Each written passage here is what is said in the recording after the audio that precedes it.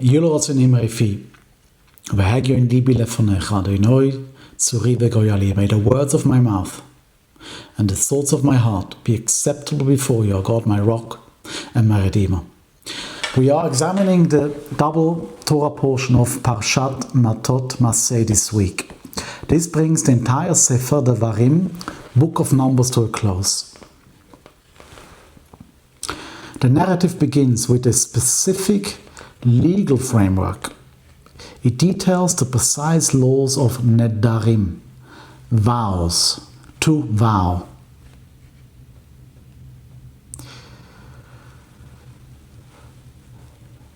If we analyze the structure of a vow, we are presented with a fascinating paradox. It is a paradox that requires us to reconsider how our physical reality actually functions.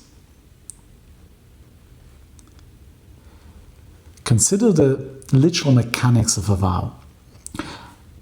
You have a standard physical object resting in front of you. It might be a piece of commercial property. It might be a simple item of food on your table. It is entirely mundane. It holds no inherent spiritual status. You look at this object and you make a deliberate verbal declaration. You state this item is now forbidden to you. You elevate its status to that of or like a sacrifice upon the temple altar. Instantly, the jurisdiction over that physical object changes. It becomes strictly prohibited. Deriving any benefit from it becomes a violation of biblical law. We must ask, how is this logically possible? A physical object is composed of dense matter and atoms. A spoken word is simply a vibration of air pushing through your vocal cords. It carries absolutely no physical density. How can an invisible, abstract vibration of air alter the reality of a solid matter?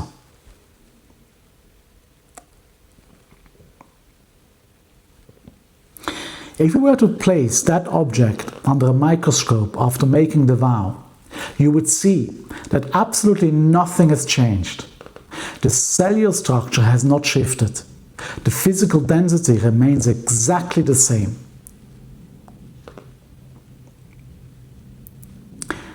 If we stop looking at this at a surface level, we might conclude that speech simply creates a legal boundary. Like a local council can verbally declare a plot of land to be a protected zone. The soil does not transform. Nonetheless, a conceptual and legal wall is built around it. And there are consequences if one were to cross it.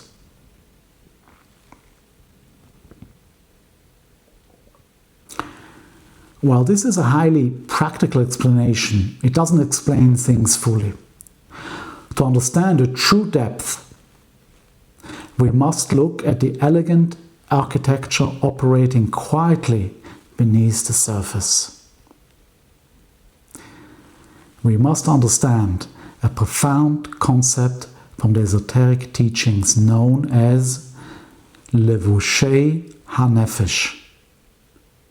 Levushei HaNefesh, the garments of the soul.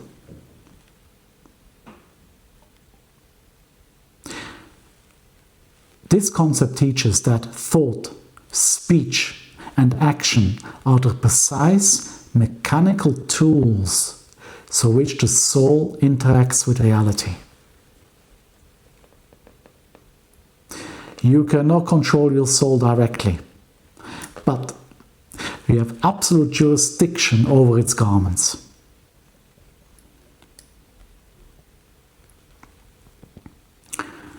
To appreciate the elegance of this architecture, we must define the nature of the soul itself.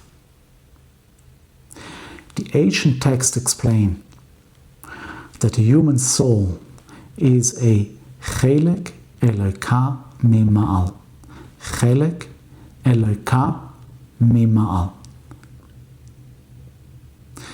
Literally means a piece of God from above. The soul is literally a piece of God from above. Your spark, your soul is a spark of infinite divine emanation. But it resides within a finite, heavily restricted physical world. In our secular society, we treat human speech as a descriptive tool. We observe a situation in our business or at home, and we use words to describe what is already there.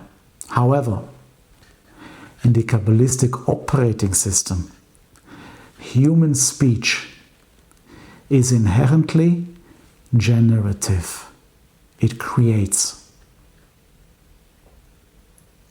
The Creator did not build the universe with physical tools. He didn't take a hammer and smash the world into existence. The universe was spoken into existence.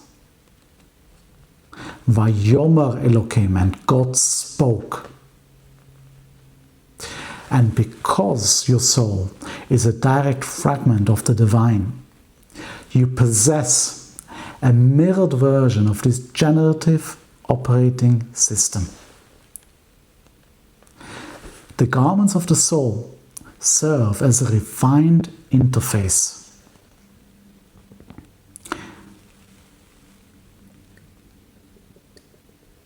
If you simply think a thought, that energy remains confined within your mind. The blueprint exists. But nothing is constructed in the physical world. It is only when you push air through your vocal cords and form a word that you activate the garment of speech. By doing so, you take a fragment of your internal reality and you project it into the physical space around you. When a person makes a vow, they're not merely setting a legal rule. They are using the garment of speech to draw down a specific celestial resonance. They anchor it to the physical coordinate. The structure of the object remains untouched. It is a spiritual capacity, however, is elevated. This completely alters your personal relationship with that space.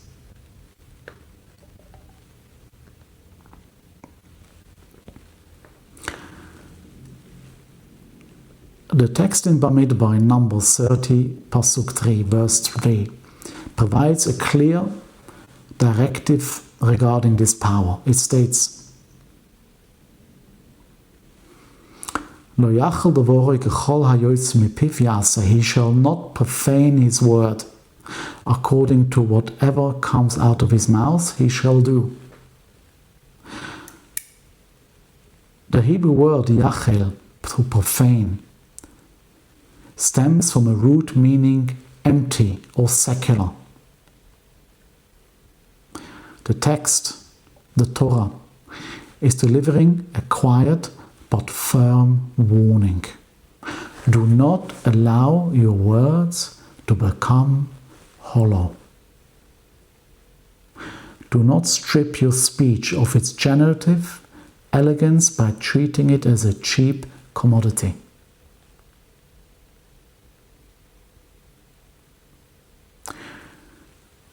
This directly informs the second portion, Parshat Matot, where this mechanic of speech is applied on a grand scale.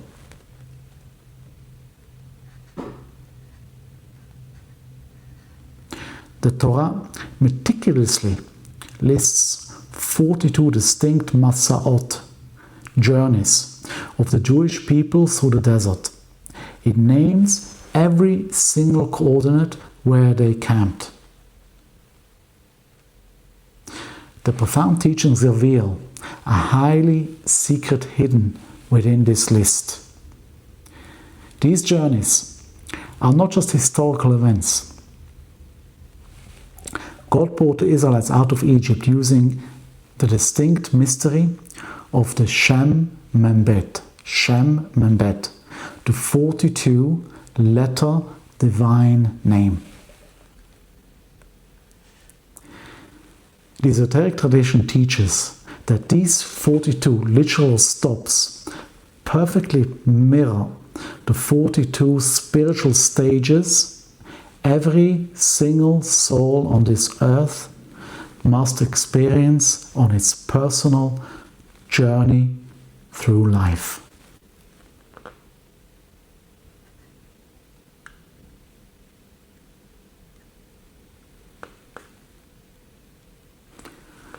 We see this divine name beautifully codified in the Asian prayer, Ana Bekoach. Ana Bekoach. This prayer is composed of exactly 42 words. It is the direct physical manifestation of the 42-letter name of the Shem Membet. It operates as an engine of elevation.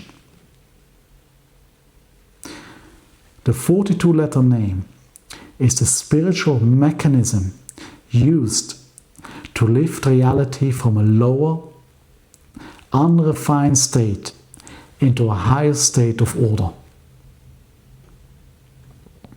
A divine name cannot activate itself in the physical world. It requires a physical conduit.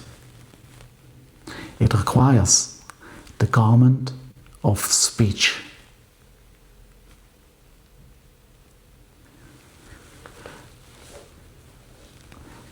As the Israelites moved through their 42 external locations, they were simultaneously navigating 42 internal transitions. At every single coordinate, they were required to vocalize their reality. By using their garments of speech to study Torah and pray, they activated the corresponding frequency of the 42-letter name. They used the generative power of their words to successfully transition to their next spiritual stage.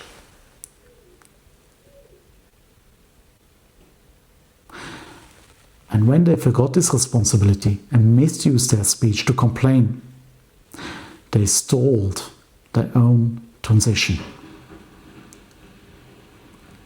Instead of elevating their current stage, they drew negativity downward. They fractured their harmony and delayed their journey.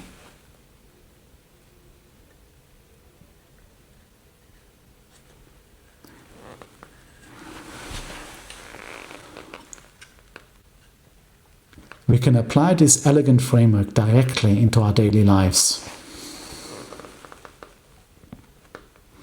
This applies to demanding professional environments, like the business sector, and equally to the dynamics of our personal lives at home. Your life is not static. You will continually go through your own internal transitions. You will move from being single to married and having a family, children and grandchildren and great-grandchildren. You will advance from managing simple property deals or stock portfolios to handling complex corporate acquisitions. Every single shift is a new stage of your personal 42 journeys.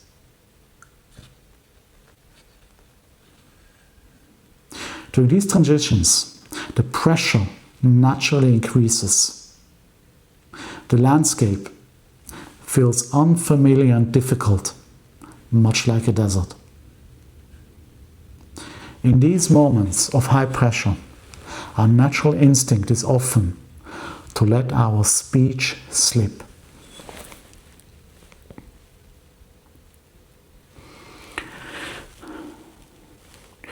We sit in a boardroom and speak negatively about the market. We sit at a dinner table and complain about something. We use words carelessly to vent our frustration. We assume that because we are simply talking, no real damage is being done.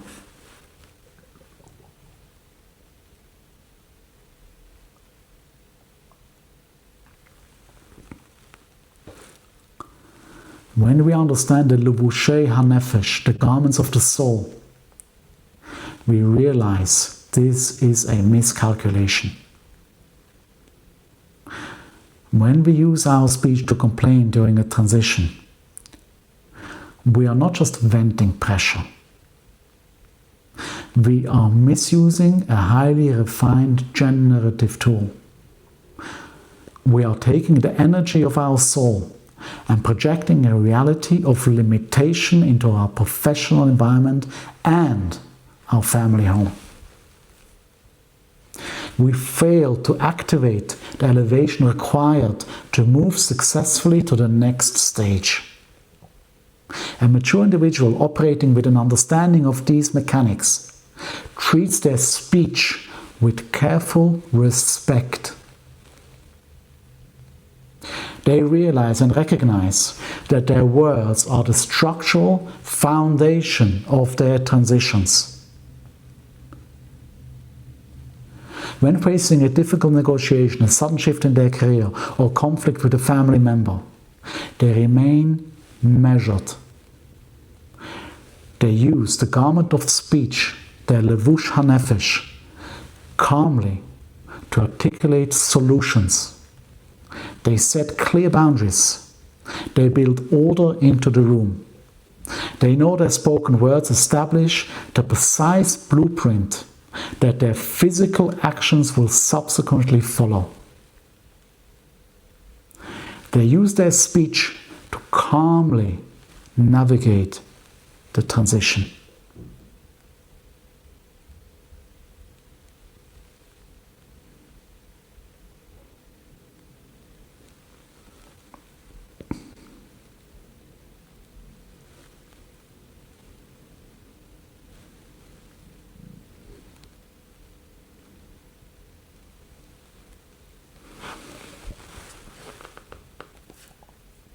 So here's our real world challenge. This is how we bring the heavens down to earth for this week.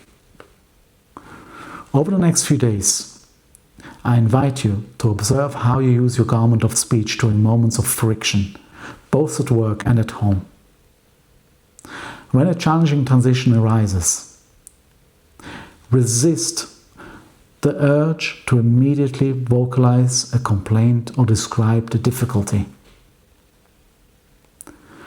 Practice a refined level of tikkun hamidot, rectification of character traits. Pause. Gather your thoughts and use your words exclusively to define the solution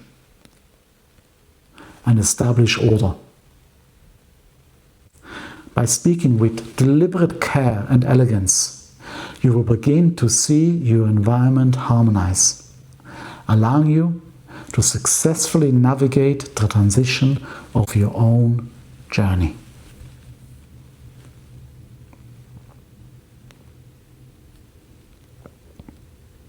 If the concepts we explored regarding the garments of the soul were an insightful look at the human speech elegantly constructs our reality and guides our internal transitions, wait until next week when we unveil the secret of the ultimate review and the architecture of rebuke in Parshat Devarim. I hope you enjoyed this masterclass lesson of this Parsha, and I hope you tune in for more next time, Bezrat Hashem. Right now, I would like to wish you a very peaceful week and a wonderful Shabbos, together with your family and everyone around you. All the very best, and I wish you a Shabbat Shalom, a peaceful Shabbat with lots of blessing and all the very, very best. Thank you again for listening, and all the best for now. Thank you.